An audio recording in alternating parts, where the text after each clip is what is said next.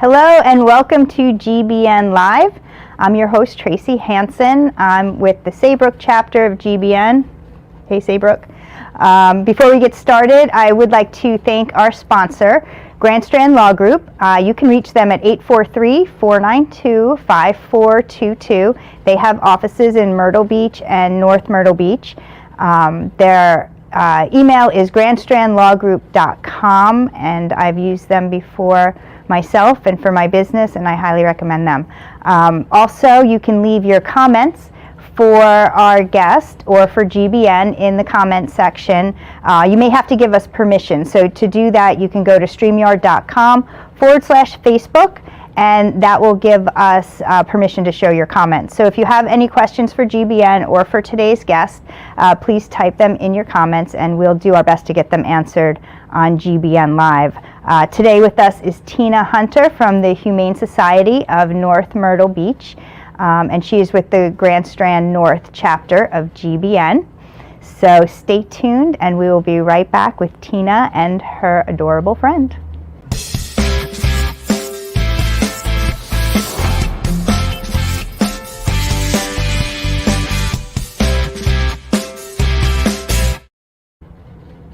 All right, welcome back. Thank you again for joining us. Today we are with Tina Hunter with the Humane Society of North Myrtle Beach, and her special friend. Who do we have here, Tina? This is Zoe. Zoe's a dog that recently came into our shelter. Stray dog, just found wandering on her own. She's about 5 years old. Ears soft as velvet. She is, and what a sweetie too. I can't believe she's about 5'2". I thought she was a lot younger than that. Hi, Zoe. She's a little bit older, but this is typical, of the animals that we serve in the shelter. So did somebody find her and bring her in, or was she just, did you Animal control. Animal control, okay. And we work with our local animal control agency, and she was running down the street. North Myrtle Beach doesn't have a whole lot of safe streets for dogs just to wander. Right. Aw. Very good. How long has she been with you? She's been with us about 3 weeks now. Okay. She is heartworm positive, so we've had to do some multiple vet visits, and got to get those nasty heartworms taken care of. Yeah. Now, if somebody wanted to adopt her, would they have to wait for her to be heartworm negative? Because I know it takes a little while. No, we can actually go ahead and do the adoption and get her into a home. We would actually prefer that, right? So we would rather her have to go through the heartworm treatment in a home than at the shelter. Right. Because that's one of the things with heartworm treatment is you want them to be really calm and relaxed. And let's face it, a kennel full of 48 other dogs, there's nothing calm and relaxing about the shelter. So we'd love to get her in a home before she actually starts her treatment. Yeah, when we adopted my dog, she was heartworm positive as well. So we went through that whole thing with trying to keep her calm, and she was, young. Yeah. So it's hard. It is hard. And they definitely need to stay nice and calm. Add that into a shelter environment where there's lots of other dogs and everybody's energy level is up here. And their heart rate's getting raised, and we don't want that. Yes. Yeah, she's adorable. But I don't think we're going to have much trouble getting her home. She's super calm and she's a really good dog. So sweet. Typical hound though, so that nose is to the ground always. That's what she's doing now. But when she is walking, it's very gentle. A lot of hounds will pull you around, kind of like she's trying to do in here right now. But when you're out and about, she's just a gentle sniffer. Yeah, she seems it. She didn't seem like she was pulling on a leash or, just wants to sniff under bushes and all, everything she can get her nose to. Well, she's super sweet. So if anybody is interested in adopting her, you can always reach out to us at GBN Live, and we can get in touch with you, or you can go right to the Grand Strand Humane Society. Humane Society of North. Of North Myrtle Beach. Two different agencies. Yes, of North Myrtle Beach. Thank you for clearing that up. So we got to Zoe a little bit, and I'm sure we'll get back to her because I just am obsessed. But let's talk about you a little bit. Where are you from and your family? And I am right here from Horry County. I'm a true Horry County native. You can tell by the way I say Horry County. I don't say Horry County like transplants. It is Horry County. My husband is from here as well. All of our family is. I've lived here my entire life. We have 2 kids, almost adult kids. I have a 20-year-old son and a almost 18-year-old daughter. Okay. And we love this area. I mean, we just this is home. Yep. Yeah, you don't meet too many people who are, born and raised. No. Generations. Yeah, that's awesome. So you are with like you'd mentioned, the Humane Society of North Myrtle Beach. How long have they been around, and can you tell us a little bit about their organization? Yeah. So I'm actually one of the founders of the Humane Society of North Myrtle Beach. Okay. I started out with Grand Strand Humane Society in 1996, and then in 2001 left Grand Strand Humane Society to form the Humane Society of North Myrtle Beach.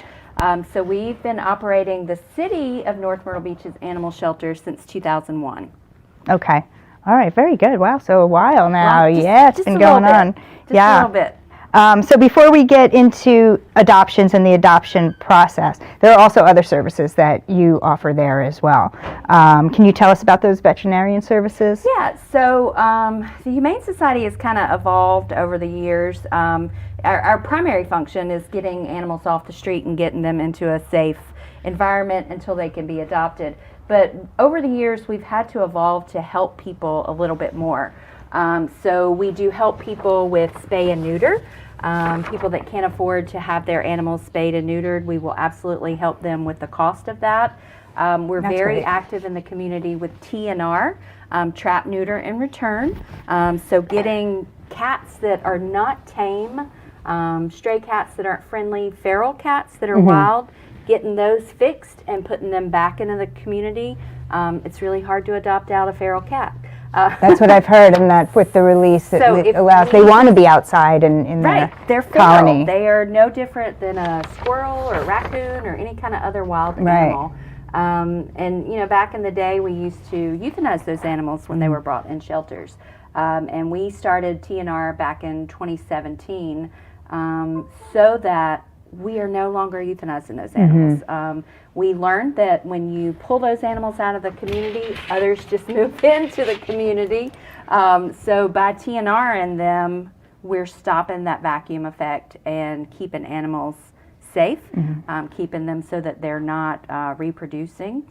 So we do a lot of TNR. We also help people with microchipping their pets.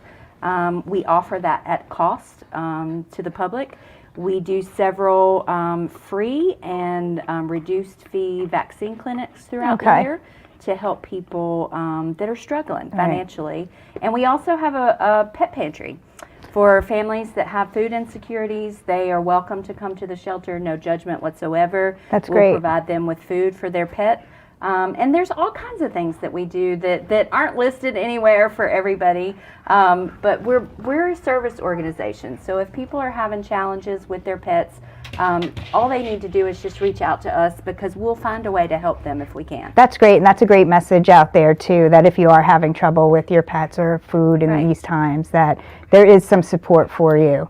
And that's fantastic. I mean, and especially I'm sure being in the shelter, the microchipping, I'm sure you just think is so important, which I mean my dog's microchipped as well, and it really is, and to offer it at cost, I believe it was maybe $15 or something, which is so and that's great. That's great. A lot of times when folks get microchips implanted in their pet, then they have the added cost of registering that.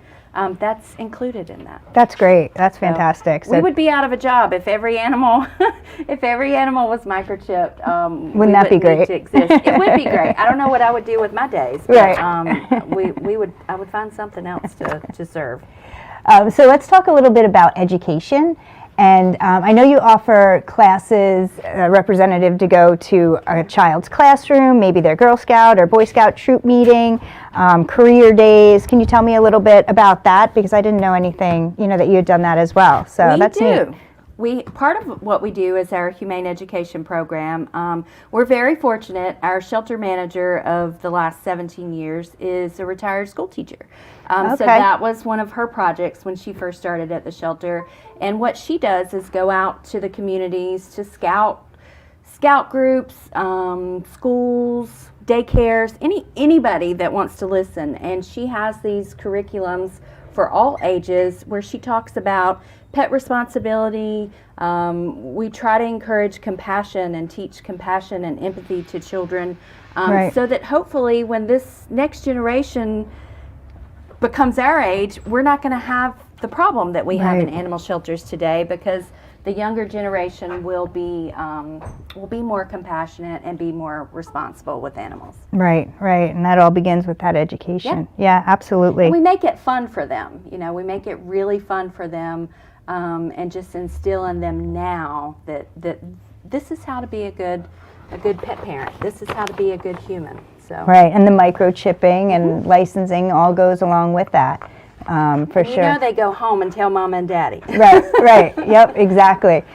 So now in North Myrtle Beach, you need a domestic animal license to adopt. So what's that requirement about? So we are the only municipality right now that still has the microchip or the licensing program. Okay. Probably because I am a big advocate of it, and I encourage our city council to continue the program. Basically, the program was started long before I started, basically to make sure that we know what animals are living in our community, and they have to pay. It's $5 and $7, so it's not very expensive. But in order to get that tag, you have to provide proof that your animal has been vaccinated for rabies. Okay, gotcha. And that is the real purpose in the program, is to make sure that all the animals living in our community are vaccinated, and safe. But it also helps, if there's a natural disaster or an emergency situation, home fire or something like that, we have that on record that, hey, there's 6 dogs that live in the house. Right. We need to get somebody over there to get those dogs out. Right, and didn't even think of a situation like that, but sure. Yeah. Sure, yeah. I mean, you're really advocating, for the animal in all situations, and that's a great way to know who's in your community. It's all about just protecting the community and serving the community and being there however we can be there. Yeah, that's great. It really sounds like you are too. So we're going to take a quick break, and after the break, we're going to start to talk a little bit about what someone would need to do to adopt Zoe or any of the other animals that we have in North Myrtle Beach. So stay tuned, and we'll be right back. Hi, I'm Justice Ann. I've been a canine liaison at Grand Strand Law Group for, 30 years? What's that? You don't believe me? I meant 30 dog years, of course. First rule of lawyering, read the fine print. Anywho, my humans at Grand Strand Law Group have a combined 20 years experience. I know, not as much as me, but that's in people years. So yeah, still pretty impressive.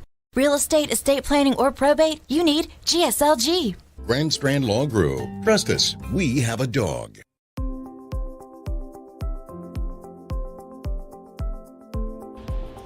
Great Business Networking grew out of the idea that by creating lasting friendships within the community, we can make the community even better.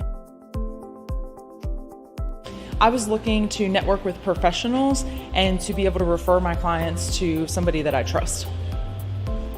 Well, it's really important to trust the members of the group because we really generate quality referrals, and to know somebody, be friends with them, and get that qualified referral is the key to success. It is networking, but it doesn't feel like networking, and that is important to me. I come to the meetings, I have fun, I make great connections, and I help grow my business.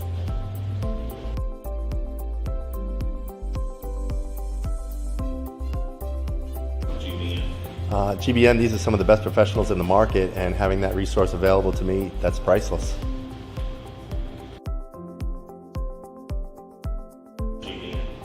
Well, GBN is a network of business professionals that build long-lasting friendships that will not only grow my business, will grow yours as well. That's what referral marketing is all about. GBN really is the most important marketing for your business. Check us out today.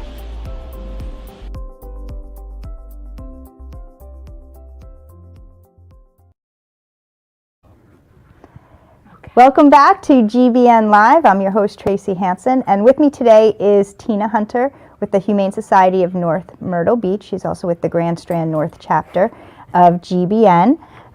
So Tina, before the break, we mentioned that we're going to talk a little bit about the process of adoption. So I read that there's a survey someone can take, then they can get matched up, apply for adoption, sit down and interact with the pet, see if it's a good fit. It's a lot of steps, you know. Why is it so important that they go through these steps? Well, they don't have to take the survey. They can absolutely just come in and schedule an appointment. We do all of our adoptions by appointment because it is a lifetime commitment. It's not a decision to be made very quickly.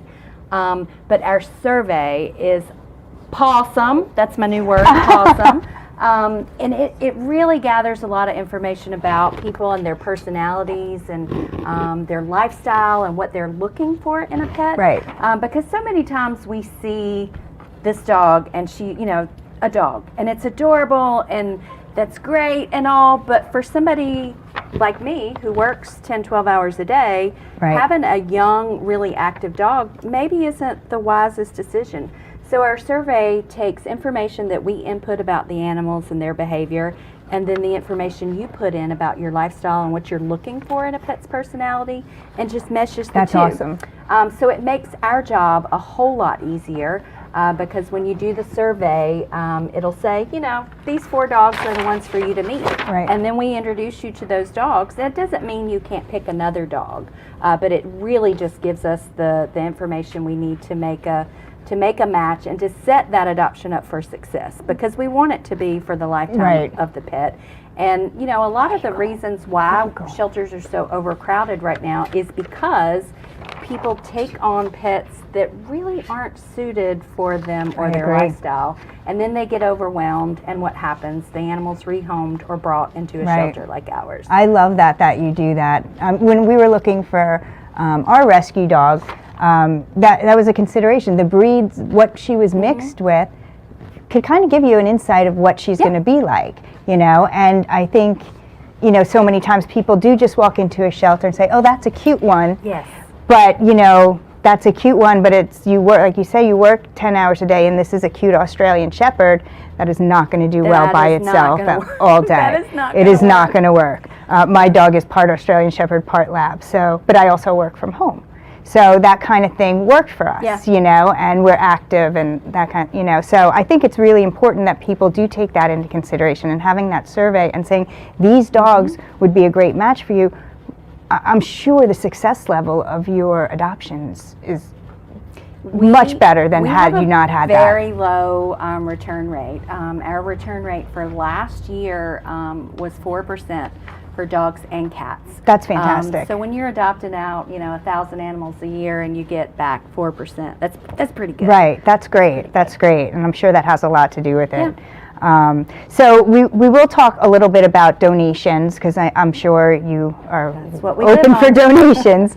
But can you tell us a little bit about the Ambassador program? It's like my favorite program, honestly. That is where we empower local businesses and our foster parents to just be an extension of the Humane Society.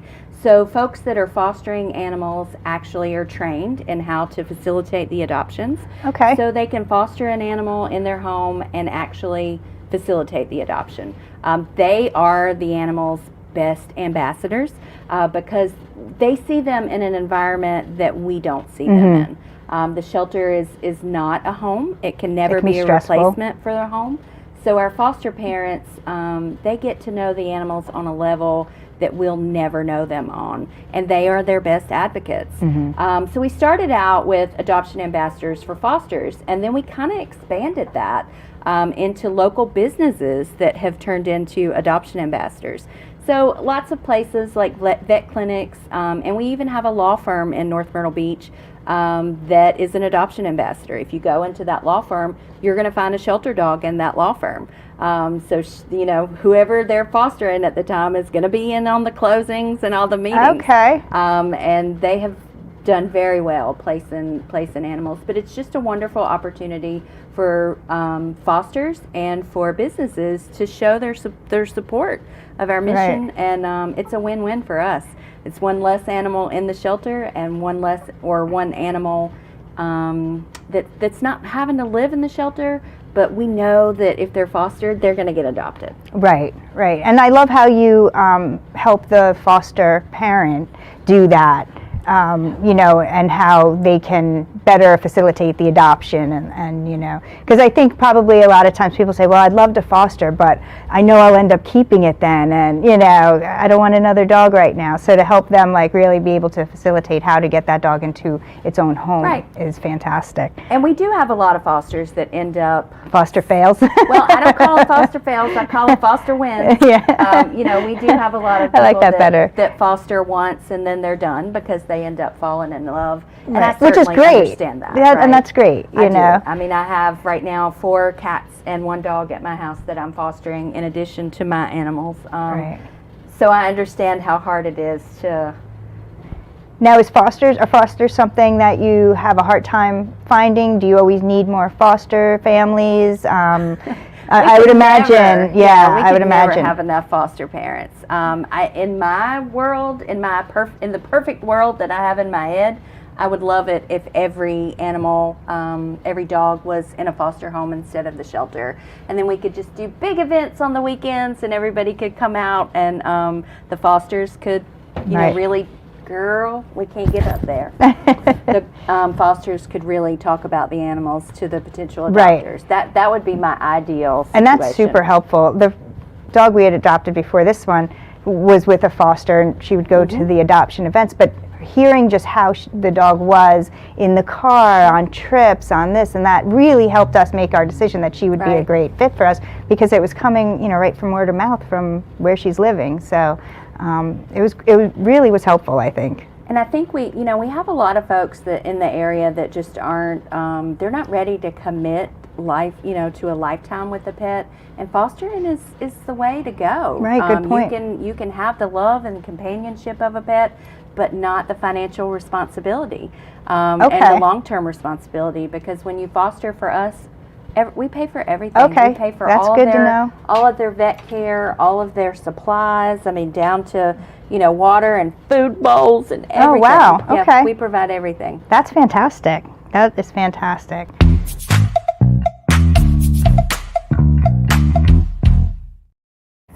All right, right now we do a little part of our show that we call Rapid Fire, and it kind of takes us away from what we're talking about, just so we can get to know you a little bit better as a GBN member. So these are just a few easy, fun questions. Okay. Look at her falling asleep. This is very funny. What was your first job? My first job was I actually served ice cream down on the boulevard at the pavilion. Oh, nice. That's awesome. Are you a night owl or an early bird? I'm kind of both. I'm up early morning, usually bottle feeding babies, and I'm up late at night. So I sleep very little. Yeah. That's usually people who answer both. It's because they're not getting enough sleep. Yeah, I don't sleep. All right, so this is an interesting one. Are you a dog or a cat person? I thought I was a dog person until about 10 years ago, and I'm totally a cat person. Really? Yeah, really? Totally. That's so funny. Person. Look at her. Her eyes are closing. Somebody has to adopt this dog. She is the sweetest thing. She is so good and so sweet and so soft. Do you like dark or milk chocolate better? Dark chocolate. Dark chocolate. Favorite color? Green. Okay. Do you have a favorite word or phrase? I don't know that I do. All right, we'll go on to the next. How about a favorite movie? I don't watch a lot of TV or movies. Yeah. A favorite song or artist? I do have a favorite artist. I am totally an Allman Brothers fan. Oh, nice. And my favorite song is Soul Shine, written by Warren Haynes. All right, very good. Do you have a favorite vacation spot? Anywhere. Yeah, I don't get a lot of time off, so anytime I can get away, we do love to camp, so somewhere in the woods. Yeah, we like to camp too. That's fun. And a favorite mobile app? Oh, GBN. Yay! That's probably the one that I use the most. All right, very good. So that was our rapid fire that we just like to do to break up our interview a little bit. I just can't get over how she's relaxing like this. I definitely have the spot right here. It is so cute. Okay, so let's talk a little bit, like I said, about donating. And I'm sure donations, you can never get enough. So are there other ways that everyone can get involved, including being a sponsor? How do they donate if they want to make a donation to you? So we basically operate off of donations. We do receive a little bit of money from the city of North Myrtle Beach to operate each year. They give us $130,000 a year, and our expenses run around $600,000 a year. Wow! So I know going into the beginning of the year that I have to raise, almost $500,000 just to operate. So people can donate monthly, they can donate annually, quarterly, however they choose to donate. We have a lot of ways to engage people. My favorite program is our pet sponsorship program, and that's where folks donate. It's $50. We send you a little card. So like if you pick Zoe, I'll send you a little card about Zoe and her life story that we know about, and then when she gets adopted, I send you her Gotcha Day photo with her pet parents to let you know that she got adopted. But folks, we have memberships, so we are a membership organization, so folks can pay their membership dues every year, and then they get to help us make big decisions, vote for our board members and things like that.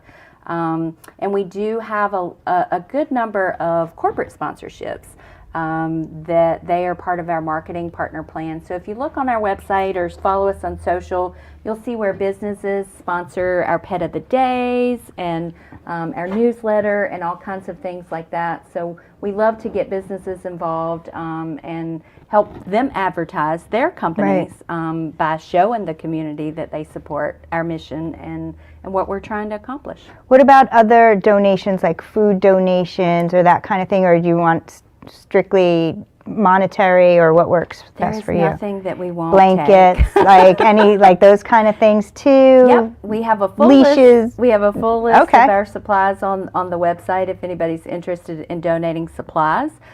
We do. I will, for the last, I'm going to say 2000. So probably the last 12 years, we have not bought any pet food in the shelter. Wow. Other than maybe like some prescription food for a special needs case. But our community keeps us in pet food enough that we are able to feed the animals in the shelter, offer our pet pantry at the shelter, and then we also supply 2 other pet pantries in the community with food. Very good. Yay, North Myrtle Beach. So, good job. But there's nothing we won't take. We get a lot of folks that are cleaning out a house. Yeah, bring those rags. Bring your mop buckets. Bring your old brooms. That we can never have enough supplies. Gotcha. And what about, like, dog collars and leashes? Somebody's pet passes and they have their leash left over. You'll take that. Absolutely. And okay, because that's a great thing too. Yeah. Awesome. So do you have any events or anything coming up that you want to tell us about that? Yeah. Adoption events. Let's get out there. We're out and about just about every weekend. I mean, obviously we have to fundraise, but we love getting out in the community. We actually have an event Friday of this week at Mellow Mushroom. It's our annual Lunch of Love. Okay. So we'll be at the North Myrtle Beach Mellow for lunch. It's $12. The Humane Society receives $6 from every meal. And so exciting. We do, every January we have craft day at the shelter, and we let the animals paint paw prints, and they lick the peanut butter and smear and make all this crazy stuff. And then we have a local artist that turns those into Picasso paintings and Meowster pieces. And then we offer those for sale that day to raise money, and it is so adorable. So we have that this Friday, and then on the 25th is our Macaroni Mania event, and it's a huge event. We have about 9 restaurants coming out, and they are cooking up their best macaroni dishes, and it's all for a fundraiser for the shelter. It is so much fun. So we're all fasting now so that we can eat all those carbs on the 25th. We have music, we have adoptions. I think there's about 40 vendors that'll be out that day. It's a big time. We have adult beverages, we have sodas, petting zoo. It's just a fun day at the North Myrtle Beach Park and Sports Complex. Okay. And what day is that then? That's on the 25th. The 25th. Saturday the 25th. That's Starts awesome. at 11. Very good. Yeah, I'm already craving macaroni. Right. I keep hearing about all these dishes, but it's really a fun time for families to come out, and we just have a lot of fun. That does sound fun. And I just, anywhere you have a whole bunch of dogs, I'm going to have a good time. Yeah, me too. So you can get in touch with Tina if you have any questions about Zoe or donations, events, or anything, if you want to foster, which would be fantastic, her number is 843-249-4948. You can also contact her at the Humane Society of North Myrtle Beach. So that would be Humane Society of NMB.org. And, reach out anytime and, offer anything you can. Tina, before we go, I would like to ask you a GBN-related question. So you're part of our GBN network, and why do you feel that referral marketing is something that could help you, the Humane Society, and dogs like Zoe? I love my GBN family, and that's the way, I think most chapters are that way, but my GBN team is just an extension of my staff. I'm a nonprofit. I have very little resources. I have, 13 people on staff, but I don't really. I don't know exactly how many people are in our chapter right now, but let's say 26. I have 26 employees that I am not paying, because everyone in my chapter is looking out for us. They're our eyes and their ears. They're out in the community talking about what we need and what we do. So it's just an extension of our organization. We have 26 employees that we're not paying, that are our best advocates. And also because I always have a resource. So if I need help with plumbing, I have somebody that's going to come to me and help me. So I have 26 people that are experts in what they do, that are going to help me professionally and help me if I need a service. Right. That's awesome. I like how you called them team They're members. A family. I mean, it's great. It's great. Well, thank you for joining us, Tina. It's been fantastic talking to you. I've had a great time with Zoe, who's sound asleep right now. She's so good, everybody. Really, if you're looking for a nice, good on a leash dog, look at that. She's adorable. So, again, thank you. And remember, if it's Wednesday, it's GBN Live. So we'll see you next time. Thanks, everyone.